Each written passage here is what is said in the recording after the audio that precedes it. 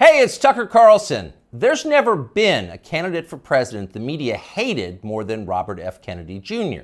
You thought that title belonged to Donald Trump. Of course it must, but go check the coverage. Trump got a gentle scalp massage by comparison when he announced. When Trump rolled out his presidential campaign in 2015, the New York Times waited until the 17th paragraph of the story to attack him. But as well known as he is, the paper said at the time, Trump is also widely disliked. And then they cited a poll to back it up. That was the attack on Trump. 8 years later, the Times attacked Bobby Kennedy in the very first sentence of the story. Quote, Robert F. Kennedy Jr., the paper declared, announced a presidential campaign on Wednesday built on relitigating COVID-19 shutdowns and shaking Americans' faith in science. Shaking Americans' faith in science. Imagine if you were an ordinary New York Times subscriber reading that over coffee in your pre-war rent-controlled duplex on Columbus Avenue. You'd think Bobby Kennedy just declared war on the Enlightenment. My fellow Americans, I have come to shake your faith in science. Join me as I drag our nation back to the medieval period. You'd be appalled. CBS News viewers likely were appalled. In its coverage of Kennedy's announcement, CBS denounced the candidate's views as, quote, misleading and dangerous. The LA Times called him a threat to democracy. At the offices of National Public Radio in Washington, a full-blown Category 5 hysteria typhoon broke out. NPR devoted an entire segment to savaging Kennedy, not just as a candidate, but as a human being. NPR described him as someone who, for his own perverse reasons, has made, quote, debunked and false and misleading claims that undermine trust in vaccines, and who, in his spare time, provides moral support to crazed extremists who, quote, rally under the banner of what they call liberty or freedom. People magazine didn't even bother to report a single word of anything Kennedy said at his announcement, and instead wrote an entire story about how his relatives hate him. Kennedy's younger sister, Carrie, the magazine reported solemnly, does not approve of Bobby Jr.'s harmful views. His harmful views! Bobby Kennedy's thoughts alone are evil enough to hurt people.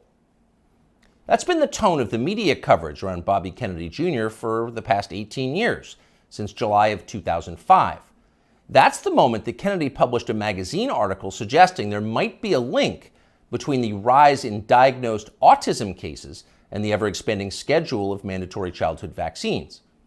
The day that story was published, Kennedy's reporting was considered so solid that two outlets ran it simultaneously, Rolling Stone and Salon.com. Unfortunately, neither one of them understood what they were up against. The pharma lobby rolled out the most ferocious public relations campaign in memory, and both publications swiftly caved. Both pulled the story and then disavowed it, groveling as they did. No one in the national media bothered to explain why autism diagnoses had skyrocketed. If it wasn't the vaccines, and maybe it wasn't, then what was it? To this day, there has not been a convincing explanation. Instead, reporters just attack Bobby Kennedy. They've called him a lunatic and a Nazi. Instagram shut down his account. YouTube just last week pulled down a perfectly reasonable interview he did with Jordan Peterson, citing unspecified misinformation, and so on. Kennedy became the most censored famous person in the United States. At this point, most Americans have heard a lot more about Bobby Kennedy Jr. than they've heard from him. He doesn't get many offers to speak from big platforms. But last week, Joe Rogan gave him one. Here's some of what he said. Why do 5 of my 7 kids have allergies? You know, and of course we know why, because aluminum adjuvants give you allergies. They're designed to make you, to create a hyperimmune response to foreign particles.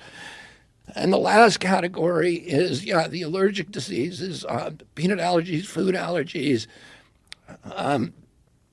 eczema, which I never knew anybody with eczema when I was a kid. I never, asthma, I knew people with asthma, but it wasn't 1 in every 4 black kids like it is today.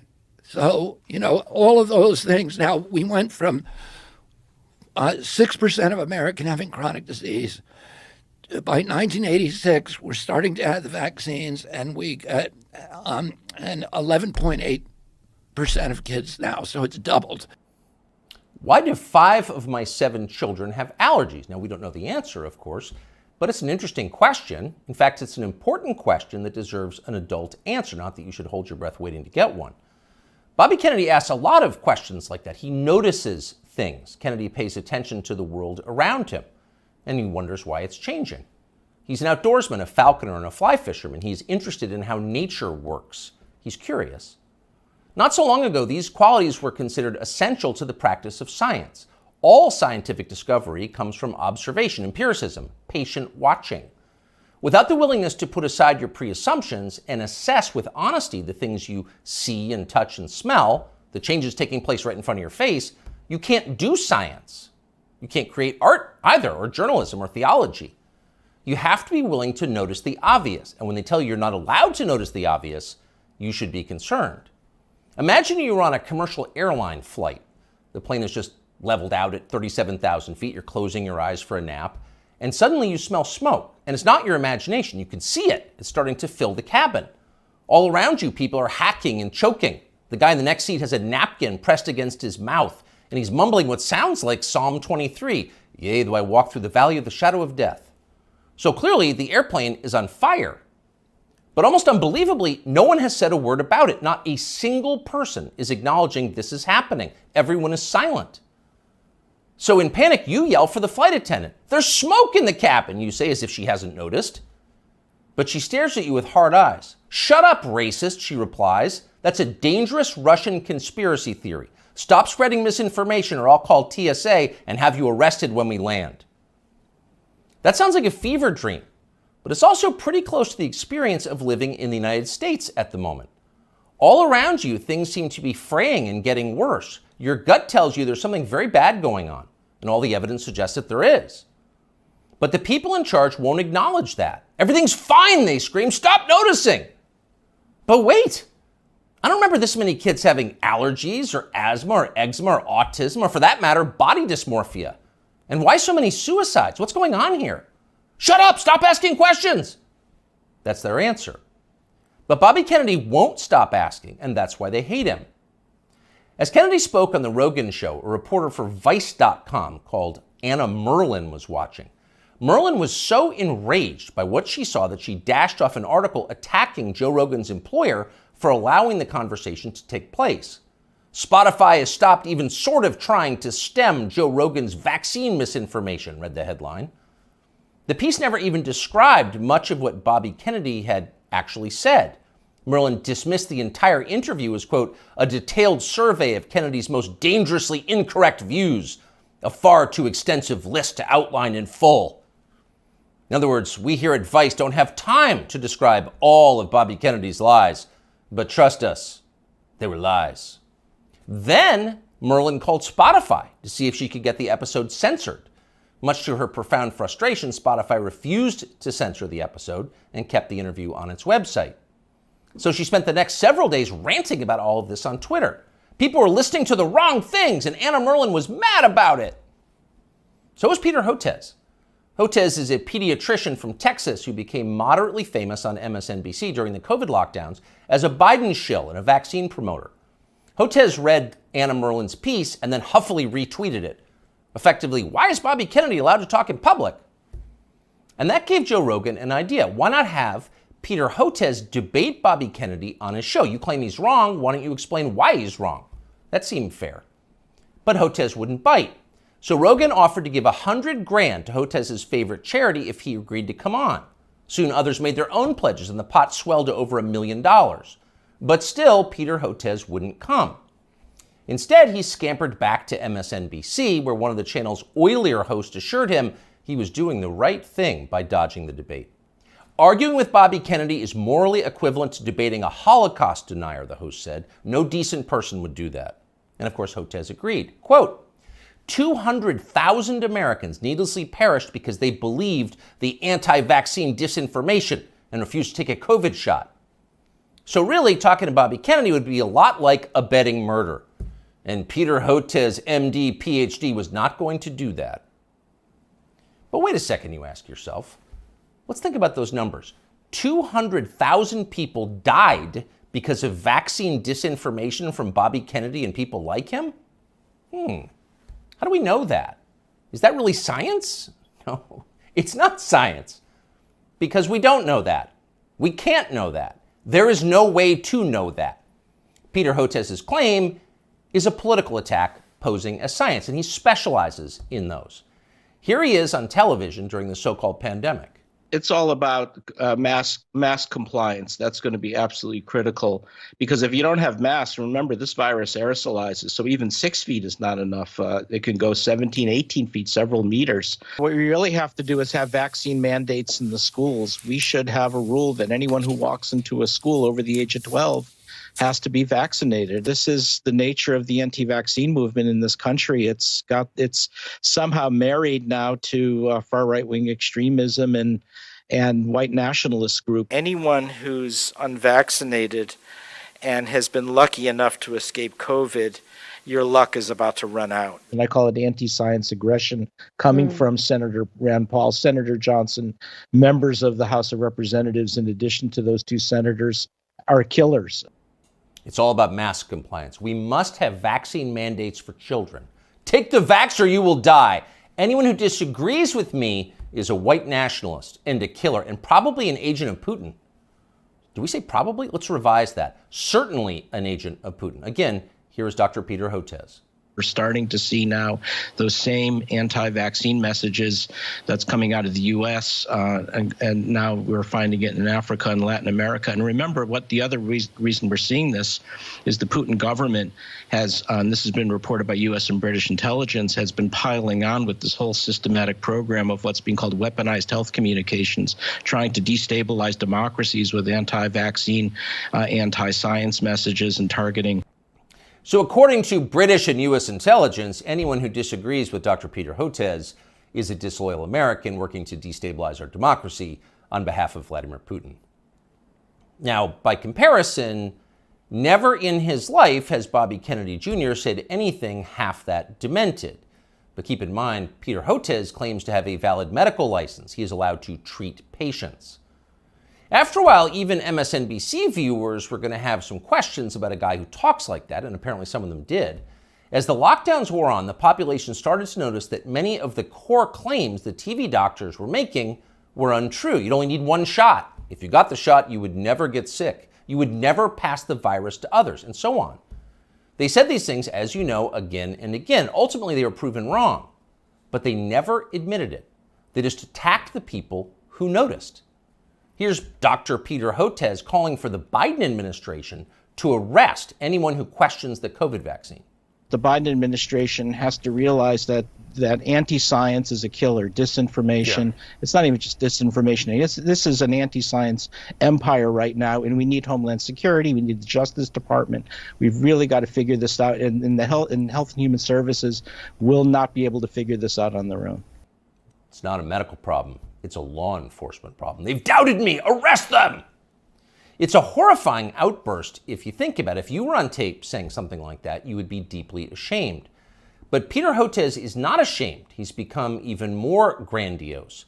Hotez has written a self-congratulatory new book called The Deadly Rise of Anti-Science, a scientist's warning, as if you were a scientist. Here's how Hotez describes himself in the book's promotional literature. Quote, during the height of the COVID-19 pandemic, one renowned scientist in his famous bow tie, appearing daily on major news networks such as MSNBC, NPR, and BBC, and others, Dr. Peter J. Hotez often went without sleep, working around the clock to develop a nonprofit COVID-19 vaccine and to keep the public informed. During that time, he was one of the most trusted voices on the pandemic and was even nominated for a Nobel Peace Prize for his selfless work. He also became one of the main targets of anti-science rhetoric that gained traction through conservative news media. End quote, though we could go on. So here you have a renowned scientist, selfless, trusted, going without sleep, self-denying, persecuted by extremists for daring to tell the truth. The Albert Schweitzer of cable news. That's Dr. Peter J. Hotez. The fact that a partisan buffoon like Peter Hotez can describe himself this way with a straight face and the backing of a publisher makes you despair for the country's future. But don't despair. There is hope. Hotez will never debate Bobby Kennedy Jr., but it doesn't matter. Kennedy has already won. He's more honest than Dr. Peter Hotez, and that's obvious to anyone who's paying attention. A New Economist poll shows that Kennedy is more popular and far less hated than either major party frontrunner. After almost 20 years of being silenced, Bobby Kennedy Jr. is being heard. And why wouldn't he be? Kennedy's theories about vaccines may be right, they may be partially right, they could be even utterly wrong. No one's proved it either way. But what we can say with certainty is that America's medical establishment has beclowned itself for all time. Its official positions on vaccines, psychiatric drugs, puberty blockers, reassignment surgeries, a long list of other politically fashionable priorities have no connection whatsoever to legitimate science. It's all effectively witchcraft. At the annual meeting of the American Medical Association in Chicago last week, for example, delegates issued a statement attacking the body mass index as a tool of, quote, racist exclusion, which has caused historical harm. Next year, they will denounce thermometers and stethoscopes. They're insane. Compared to them, Bobby Kennedy is a mainstream figure. And people understand that. That's why he's winning. And you know he's winning by how his critics are doing. So just 4 years ago, Anna Merlan was regarded as an important expert on conspiracy theories and misinformation. She'd written a book on the topic. Here she is talking about it. I've always thought that in the case of conspiracy peddlers, it's not necessarily a super profitable enterprise to ask whether they really believe it or not, because I don't know what's in their hearts. I don't know what's in their minds. All I know is what they spend their time doing, which is promoting conspiracy theories. In the case of ordinary people, conspiracy consumers, and most Americans are, to some degree, consumers of conspiracy theories. All the studies that we have show that like 1 in 3 Americans believe in some conspiracy theory to some extent. For the people in the very sort of deep end of the conspiracy pool, people who are consuming a lot of conspiracy content, I think it's really important to look at the way it helps them make sense of the world and make sense of our political moment and make sense of a lot of times like what's happening in their own lives. All the studies that we have show that like 1 in 3 Americans believe in some conspiracy theory. Huh? You'll notice the upspeak, the rising inflection at the end of the sentence. That's a familiar tick in Brooklyn. It's designed to turn a declarative sentence into a question and thereby belittle the listener. Do you follow me? Is this too complicated for you? So the lady in the nose ring wants you to know she's smart, but she's not. When Merlan recorded that interview, Vice, where she now works, was valued at more than $5 billion. Genius investors like James Murdoch were showering the company with money. Everyone wanted in on the future of media, which was uptalkers like Anna Merlan lecturing you about racism and misinformation. But that has changed. Last month, Vice filed for bankruptcy. Anna Merlan is still on Twitter screeching about how her critics are transphobic, but nobody cares. Nobody wants to hear from Anna Merlan anymore. The gatekeepers are transparently ridiculous. Everyone can see that. People have started to notice. Younger people say the news is full of lies. In Kennedy's motorcade. 239 cell death of Jeffrey Epstein.